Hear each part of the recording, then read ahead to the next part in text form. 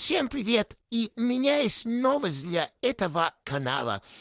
Меня не будет целый месяц, потому что я еду к своей бабулечке, самой милой и прекрасной, и вообще самой веселой бабулечке на свете. Как же я ее люблю. А вот ее еда даже лучше, чем в самых дорогих ресторанах. Не спрашивайте, что с моим голосом.